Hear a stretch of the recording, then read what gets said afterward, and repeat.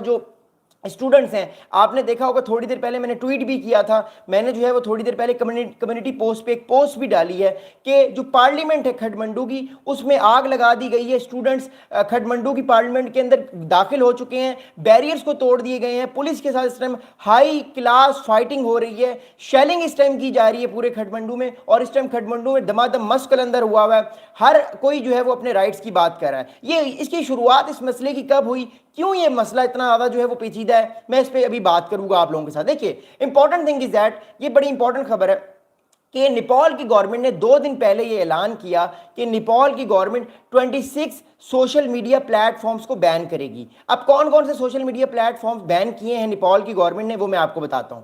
पहला social media platform है Facebook, उसके बाद इंस्टाग्राम, उसके बाद व्हाट्सएप, और मोर इंपॉर्टेंटली जो है वो और बहुत सारे सोशल मीडिया प्लेटफॉर्म्स को बैन किया गया है। यूट्यूब को भी बैन कर दिया गया। अब देखिए, YouTube, Facebook, Instagram, WhatsApp, Twitter, ये सारे ऐसे जो मोर इंपॉर्टेंटली ये सारी ऐसी चीजें हैं जो कि हमारी रोजमर्रा के लिए बहुत इंपॉर्टेंट है। मैं भी अब आपके साथ यूट्यूब पे रोज आता हूं। अगर अनफॉर्चुनेटली यूट्यूब एकदम से बंद कर दी जाए एक रीजन में, तो बहुत सारे लोगों का जो रोजगार है वो खत्म हो जाएगा, बहुत सारे लोगों के जो प्रोफेशन हैं वो खराब हो जाएंगे। इस वजह से जेन जी में गमो गुस्सा पाया जा रहा है, और बच्चे गुस्सों की तादाद में जो इस टाइम पूरी तरह से पुलिस के साथ लड़ने को तैयार हैं, और एक तरह से हॉस्टाइल सिचुएशन बन चुकी है नेपाल में। अगली बात बताऊंगा, जो ह्यूमन राइट्स के ग्रुप्स हैं, ह्यूमन राइट्स के ग्रुप्स क्या कह रहे हैं इस बारे में वो मैं आपको बताता हूं। The human rights groups have accuse the Nepal prime minister KP Sharma Oli of impending freedom of speech causing harm to businesses. अब मसला इस टाइम क्या है वो मैं आपको बताता हूं। देखिए,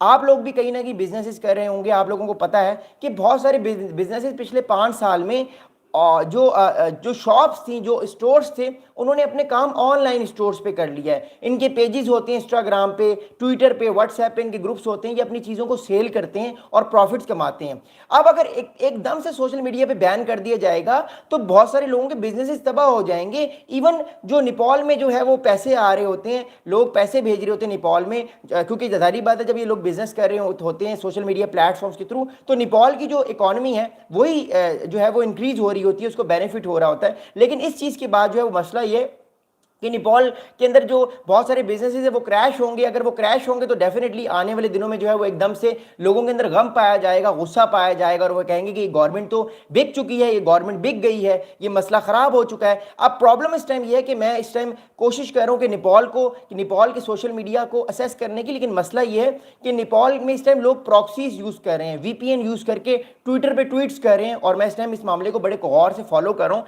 अब तक की इतलात के मुताबिक 13 लोगों की डेथ हो चुकी है, और ये प्रोटेस्ट बड़े डेडली हो चुके हैं। उसकी वजह यह है कि इस टाइम नेपाल की जो पार्लियामेंट है, उस पार्लियामेंट के अंदर बच्चे जाके घुस चुके हैं। आपने वीडियोस देखी होंगी, ट्विटर पे इस टाइम ये सारी वीडियोस अवेलेबल हैं। सोशल मीडिया प्लेटफॉर्म्स क्योंकि नेपाल में बैन है, तो मोर इंपॉर्टेंटली वहां पे लोग उस चीज को यूज नहीं कर पाते। लेकिन जो लोग वीपीएन यूज कर रहे हैं, जो लोग इस टाइम खटमंडू से लाइव ट्रांसमिशन कर रहे हैं, आई थिंक वो लोग जो हैं वो हमें वीडियोज भेज रहे हैं। मेरे बहुत सारे दोस्तों ने मुझे बहुत सारी पिक्चर्स भेजी हैं अभी खटमंडू से, जो खटमंडू से मुझे ट्रांसमिशन भेजते हैं। तो दैट्स वाई ये चीजें बड़ी इंपॉर्टेंट है। अगली बात बताऊंगा, अब जो केपी शर्मा साहब हैं, केपी शर्मा ओली साहब जो हैं, ये प्राइम मिनिस्टर हैं नेपाल के।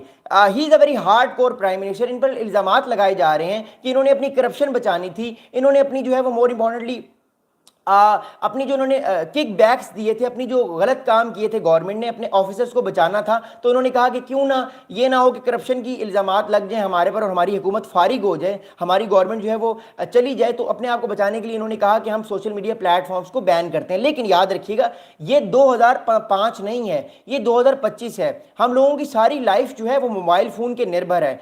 एक दिन भी इंटरनेट बंद हो जाए तो लोगों को प्रॉब्लम हो जाती है। अभी इस टाइम पाकिस्तान में इंटरनेट का बहुत बड़ा प्रॉब्लम है। जो वायर आ रही है, जो केबल जो है अरेबियन सी से जो अंडरलाइन केबल आ रही है पाकिस्तान की तरफ इंटरनेट की, वो खराब हो चुकी है। पिछले 2 दिन से लोगों को डिस्ट्रप्शन का सामना है। मैं खुद पर्सनली इस चीज को फील कर सकता हूं कि इंटरनेट का तेज होना बड़ा जरूरी है। 20 साल पहले हमें इस चीज की जरूरत नहीं थी, लेकिन आज हमें इस चीज की जरूरत है, बिकॉज इसकी वजह से हमारे बिजनेसेस चल रहे हैं, लोगों की रोजियां रोटियां चल रही हैं, लोगों के बड़े बड़े घर चल रहे हैं, लोगों के सॉफ्टवेयर हाउसेस चल रहे हैं जस्ट बिकॉज ऑफ इंटरनेट। लेकिन 20 साल पहले ऐसा नहीं था। लेकिन 20 साल पहले की दुनिया भी बड़ी डिफरेंट थी। आज की दुनिया बहुत डिजिटलाइज दुनिया है, मॉडर्न दुनिया है। लोगों को चाहिए इन चीजों को ताकि अपने आप को आगे बढ़ाएं। अगली बात मैं आपको बता दूं, देखिए अगली बात इस टाइम ये है कि इस टाइम जो है वो मोर इंपॉर्टेंटली जो गवर्नमेंट कह रही है नेपाल की वो क्या है, जो नेपाल की गवर्नमेंट का जो मौक़िफ़ है वो बड़ा डिफरेंट मौक़िफ़ है, वो मैं आपको बताता हूँ। The Nepal government is saying that they has banned 26 social media platforms and messaging apps, also including Twitter, Reddit, LinkedIn, Pinterest, signal, मतलब लिंक्डइन को भी नहीं छोड़ा इन्होंने, लिंक्डइन को भी बैन कर दिया। अब आप लोगों को पता है, शायद आप लोगों ने को पता हो इस बारे में कि बहुत सारे जो स्टूडेंट्स हैं वो लिंक्डइन पर जाकर अपनी प्रोफाइल बनाकर ऑनलाइन रिमोट जॉब्स के लिए अप्लाई करते हैं। तो अगर लिंक्डइन भी बैन हो गया तो इसका मतलब है कि लोगों के लिए प्रॉब्लम्स क्रिएट होंगी। जब गवर्नमेंट लोगों के लिए प्रॉब्लम्स क्रिएट करेंगी तो जाहिर बात है लोगों के पास तो इस तरह कोई दूसरा चारा नहीं है कि वो सड़कों पे आएँ और सड़कों पे आकर एहतजाज करें। अगली बात यह है कि the government is saying that all the social media platforms has failed to register with the government under Nepal new laws regulating social media. अब मसला क्या है, नेपाल की गवर्नमेंट ने नए लॉज जो हैं वो इंट्रोड्यूस करवाए हैं। नेपाल की गवर्नमेंट ये कहती है कि आप जब भी सोशल मीडिया प्लेटफॉर्म पे कोई भी इंसान पोस्ट करेगा, फॉर एग्जांपल कोई भी बच्चा जो है वो पोस्ट करता है